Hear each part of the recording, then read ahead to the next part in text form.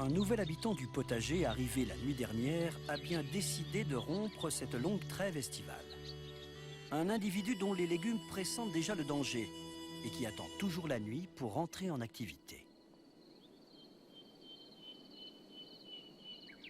Le nouveau venu a installé ses quartiers juste entre l'oseille et le persil, à 30 cm de profondeur.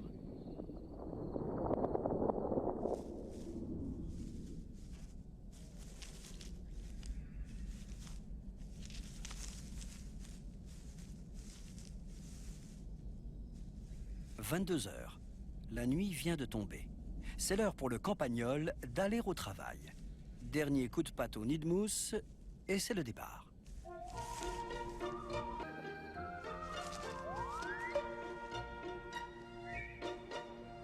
Le gisement est gigantesque. 10 mètres carrés de carottes en pleine croissance, en pleine santé.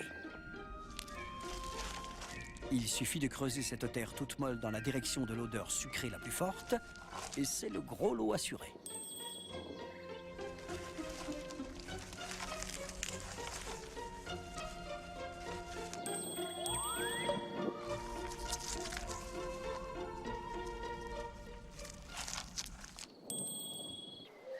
À 30 cm de profondeur et à 1,50 m de là, le sieur campagnol digère son repas de carottes de la nuit.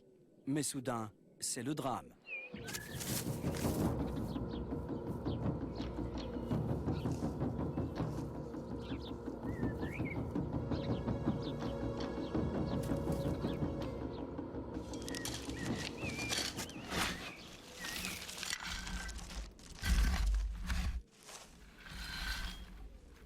Si rien n'est fait, les dégâts causés par le campagnol peuvent être considérables. Nina opte immédiatement pour la stratégie du piégeage souterrain. Une fois la galerie repérée, un piège à clapet y est déposé dans l'axe exact de la route des carottes.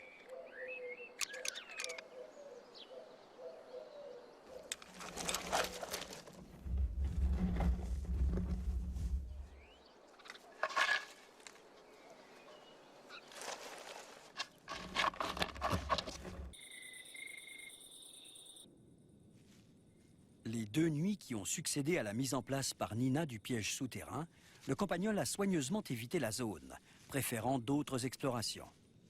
Mais ce soir, n'y tenant plus, il décide de reprendre la route des carottes.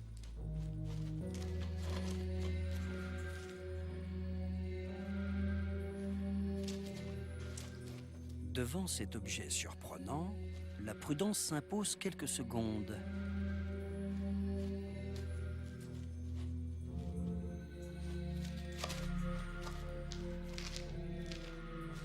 Mais là encore, la gourmandise est la plus forte.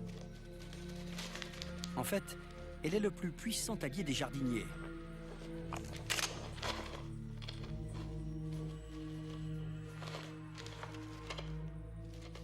Un jour ou l'autre, tous les mangeurs de légumes se font piéger.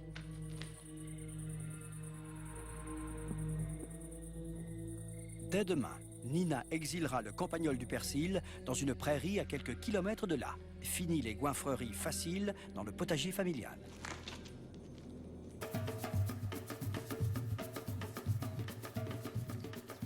Trois jours plus tard, rien ne va plus dans le rang des pommes de terre, envahi depuis peu par une petite armée de ravageurs appartenant à la tribu des coléoptères et portant le nom de doryphores.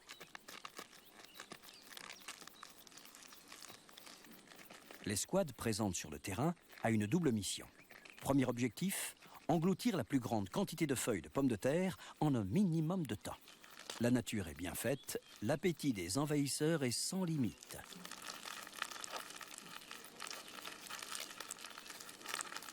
Mais si les doryphores avalent une quantité trop importante de feuilles, les pommes de terre au sous-sol seront plus petites et moins nombreuses.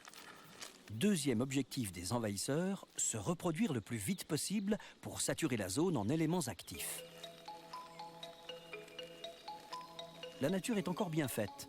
Entre les repas, les recrues de sexe masculin ne pensent qu'à s'accoupler. Opération périlleuse s'il en est, car cette fois-ci, la nature un peu glissante du terrain ne leur facilite pas la tâche.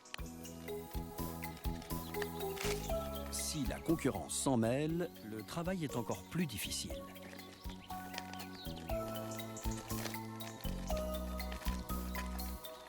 Heureusement, l'acharnement vient à bout de toutes les résistances.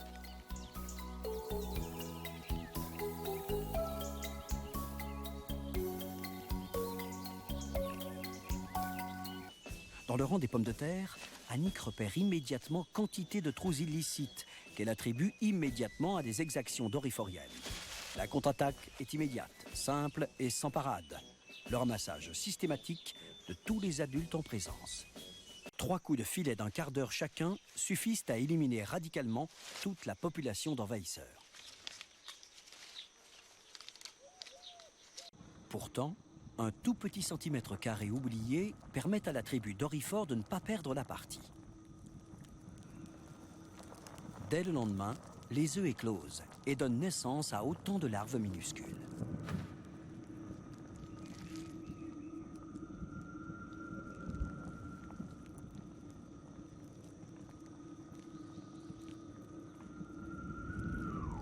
Leur mission consiste à dévorer le plus possible de feuilles de pommes de terre, avec d'autant plus de passion et de concentration qu'à l'inverse de papa et maman, elles n'ont aucun intérêt pour le sexe.